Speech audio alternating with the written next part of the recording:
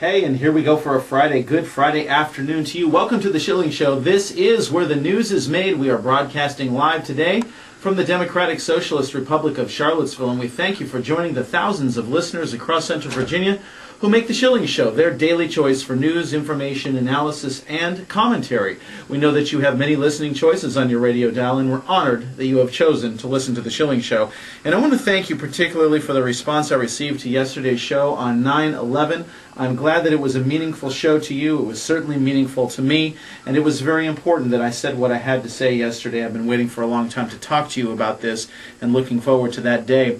And I did urge you, as you recall, to boycott the city's celebration with face painting and music of September 11th attacks. I couldn't believe what I was seeing, and I thank you for taking my advice. You need only to look at the front page of the Daily Progress today, where it shows a picture of an essentially empty setup here with about maybe 8 people watching the musical act and a bunch of empty chairs. So thank you for not participating in that insulting foolishness that was put on by the City of Charlottesville. They should be ashamed of themselves for marking September 11th in such a way, and I'm glad that virtually nobody was there.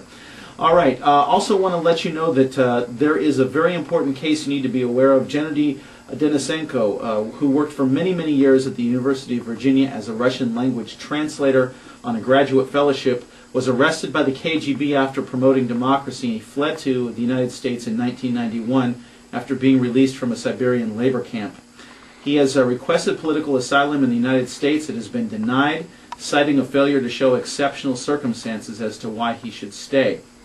Now, how does this involve you? You can contact our senators or Congressman Good's office to let them know they should intervene on his behalf. You know, it really roused me when we have somebody like this who is certainly a political refugee who is being thrown out of the country while people are streaming across the border who never try to follow the rules, never let anybody know they're here, and nobody does anything about it. It is absolutely disgraceful, and I hope that you will call your senators and Congressman Good's office on behalf of Gennady Denisenko. And if you look at the front page of WINA.com right now, you will see the story there. You could read more about it, and I do encourage you to make that phone call on his behalf. I would appreciate it very much. All right, it is 1:34 here on the Schilling Show. 977-1070 is the phone number. Rob S. at WINA. We love to hear from you via email, robs at WINA. And if you can't call, because a lot of you listen from work, and we appreciate that very much, you can always leave comment on the program by going to 220-2349. Calling 220-2349, that's our 24-hour voicemail comment line. And if you forget the number, it is available for you 24 hours a day on WINA.com, just so that you have somewhere to vent if you need to. It's my pleasure to welcome back to the Schilling Show Rick Sincere, who is the chairman of the Charlottesville Electoral Board, talking today about upcoming elections, some major changes. Rick, it's been a while, but welcome back to the Schilling Show. It's a pleasure to be here again, Rob.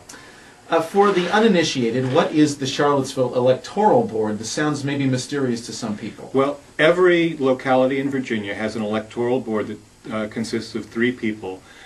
There's one person from the minority party, that is the party that lost the last governor's election, and 2 people from the governor's party. So currently the electoral board in Charlottesville and every other city and county in Virginia has 2 Democrats and 1 Republican. And I'm serving as the Republican member of the Electoral Board this year, and I'm serving as chairman. We alternate our positions as chairman, vice chairman, and secretary. Our secretary right now is Joan Schatzman, and our vice chairman is Stephanie Commander, who is the veteran on the board. She's been on the Electoral Board for I think about 10 years now. So what do you guys do? You're probably not working every single day on this, but from week to week, what are your duties? Well, generally we supervise the Office of Voter Registration and Elections. The day-to-day activities are run by Sherry Iachetta, our general registrar. Who does a fantastic job, by the way. Yeah, she's really excellent. She's been a terrific registrar, and she's one of the leaders in her field in Virginia. She does a lot of training of other registrars and election staff around the state, and we are very happy to have her, and we would not want any other jurisdiction to steal her from us. That's right. We were going to lock the doors and keep her inside Charlottesville. So there are some big changes coming up. Let's first talk about what has happened with the voter registration numbers, because this is amazing to me. Yeah, it really is. I think anyone who went through the February primary knows that there's a lot of interest in this year's election. There was a higher voter turnout in February when there was both a Republican and a Democratic primary. And if anyone's following the election, they know that high voter turnout is expected around the country. We've had a huge increase in voter registration in the city of Charlottesville. Voter registration in Charlottesville was at about 22,000 out of a total city population of about 40,000 at the beginning of the year. We've gone up by 8.5% in the month of August alone. I was at the registrar's office earlier today. We have passed the 26,000 mark, which is really amazing because the general rate of voter registration around the country is about 55% of eligible voters, that is people over 18 years of age. And in Charlottesville, we are probably hovering around a 75 to 80% voter registration rate. And we are expecting a turnout of at least 85% on November 4th. And given this new surge in voter registration, we might actually exceed 90% turnout. Now, I've never even heard of that. Do you hear in your travels around and talking with other electoral boards across the country, has that ever been done before? This would be a unique experience in almost any jurisdiction anywhere in the United States to have that kind of voter turnout. And one of the ramifications of this is state law requires that any voter precinct that has a turnout of 4,000 voters or more has to be split into a smaller precincts after the election. We are anticipating that Recreation Precinct, which is our largest precinct, will exceed 4,000 voters in this election, which means we will be required to reorganize our precincts in Charlottesville.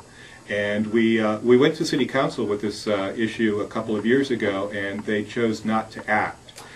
That's very interesting, and of course the City Council, and I'm speaking from my own experience as a City Councilor, is very, very hesitant to make any changes to anything because, of course, we are under the jurisdiction of the Voting Rights Act, and we have to have federal approval of any such changes. And there are a number of reasons that the City Council doesn't want to see the federal government poking into Charlottesville and seeing what's been going on here for a long time. Well, there's an even more interesting twist to this. Because of the upcoming census in 2010, we will have to make these changes in our precinct boundaries by February 1st, 2009. Otherwise, we can't do it again until 2011. So this is, and if we can't do it until 2011, are there ramifications for that, or could the city just say, well, so what, we won't do it until 2011? Well, hopefully we will be able to do it. I don't know whether there would be any penalties, but it would be a real problem for us in terms of handling crowds. Recreation Precinct already has a real problem with parking, yes. And long lines out into Market Street is not very comfortable. We've looked at the map, and we could probably make a few small adjustments and take some people who are now voting in Recreation Precinct, put them in Walker, take some people from Tonsler, which has more than doubled in size in the past 3 or 4 years, and put them in Jefferson Park, take some people from Jefferson Park Precinct, put them in Alumni Hall. It requires some real work with the map and populations, but we can do it, and we can probably do it without finding any new polling places. It's unfortunate that the inaction of the City Council is, in fact, in my opinion, disenfranchising voters, because if somebody has to go down to vote at a Recreation Precinct and it is completely overwhelmed and there's no place to park, that person may not end up voting at all, and this is no time to be sitting on your hands. Yeah, well, we hope that we'll be able to act on this immediately after the election. We had an Electoral Board meeting on Tuesday, and we basically said the day after the election, or as soon as the canvass is completed, we will begin working on redesigning the maps of the precincts in the city. Luckily, as far as the Justice Department goes, our precincts are not also voting jurisdictions. So we can expect that the U.S. Department of Justice will act very quickly to approve any changes that we make. I would hope personally that they would come down here and spend about 6 months in Charlottesville and review the history of elections in town and make some substantial changes that were bypassed a long time ago for political reasons. Anyway, it is 1:41 here on the Schilling Show, and we're talking with Rick Sincere, who is the chairman of the Charlottesville Electoral Board.